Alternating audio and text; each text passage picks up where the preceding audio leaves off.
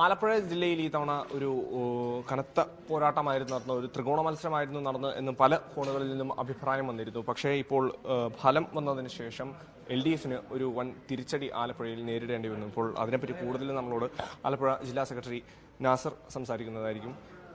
ആലപ്പുഴയിൽ ഈ തവണ LDFന്റെ ഒരു ഫലം എന്താണ് പറ്റിയത്? മറ്റ് സ്ഥലങ്ങളിലുണ്ടായ തിരിച്ചടി പോലെ ആലപ്പുഴ തിരിച്ചടി ഉണ്ടായിട്ടില്ല. ആലപ്പുഴയിൽ ഞങ്ങൾ ജില്ലാ പഞ്ചായത്ത്, ബ്ലോക്ക് പഞ്ചായത്ത്, ഗ്രാമപഞ്ചായത്ത് ഇതിലെല്ലാം ഞങ്ങൾ മുന്നിലാണ്. കഴിഞ്ഞ പ്രാവശ്യം കിട്ടിയ അത്രയും കിട്ടിയില്ല, എങ്കിലും ഞങ്ങൾ മുന്നിലാണ്.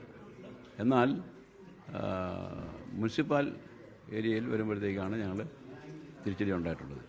ഒരു മുനിസിപ്പാലിറ്റി മാത്രമേ ജയിച്ചുള്ളൂ, അതാണ് വന്നിട്ടുള്ളത്. ബാക്കി ഉള്ള സ്ഥലങ്ങളിലെല്ലാം ഞങ്ങൾ ജയിച്ചിട്ടുണ്ട്. 72 ഗ്രാമപഞ്ചായത്തിൽ ഇപ്പം 36 ഞങ്ങൾക്ക് വ്യക്തമായ ഭൂരിപക്ഷമുണ്ട്.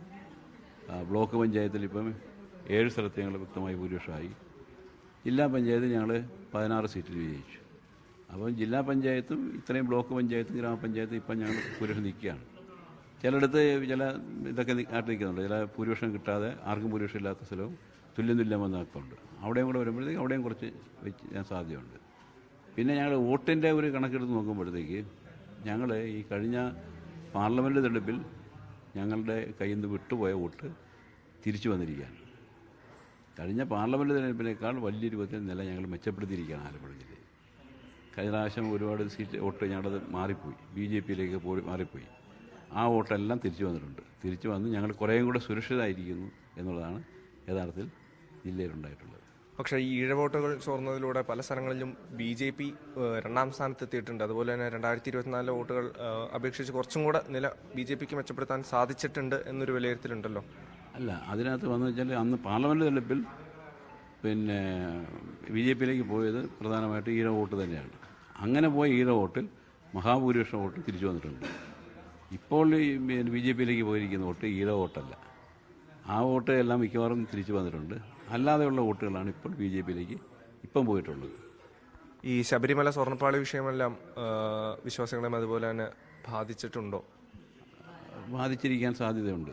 അതുകൊണ്ടാണല്ലോ ഇങ്ങനൊരു ഇത് വന്നിട്ടുള്ളത്.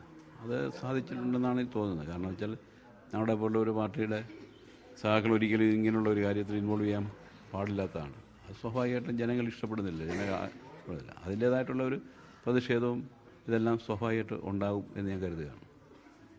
ഈ നഷ്ടപ്പെട്ടു പോയ മുനിസിപ്പാലിറ്റികൾ, അതായത് കഴിഞ്ഞ തവണ 3 മുനിസിപ്പാലിറ്റികളിലുണ്ടായിരുന്നത് ഒരു മുനിസിപ്പാലിറ്റിയിലേക്ക് ചുരുങ്ങിയിരിക്കുന്ന ഒരു സാഹചര്യമെന്ന് അതിനെ എങ്ങനെയാണ് വിലയിരുത്തുന്നത്?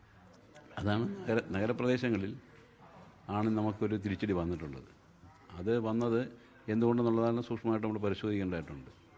അതിലെ ഒരു കഴിഞ്ഞ പ്രാവശ്യം ഞങ്ങൾക്ക് വോട്ട് ചെയ്തിട്ടുള്ള ചില മൈനോറിറ്റി ഏരിയകളുണ്ട്, മൈനോറിറ്റി വിഭാഗങ്ങളുണ്ട്. ആ ഏരിയയിലെ വോട്ട് ഞങ്ങൾക്ക് ഇത്തവണ വന്നിട്ടില്ല. അവിടെയൊക്കെയാണ്, അങ്ങനെയുള്ള ചില സ്ഥലങ്ങളിലേക്കാണ് തോറ്റിട്ടുള്ളത്. അത് എന്തുകൊണ്ടാണെന്നുള്ളത് ഞങ്ങൾ പരിശോധിച്ച് ഞങ്ങൾ ആവശ്യമായ തിരുത്തൽ വരുത്തും. ആലപ്പുഴയിൽ നിന്നും ക്യാമറ പേഴ്സൺ ലേഷ് കാൻകാവിനോടൊപ്പം ഇസ്സത്ത് സുൽഫിക്കർ, മീഡിയ 1.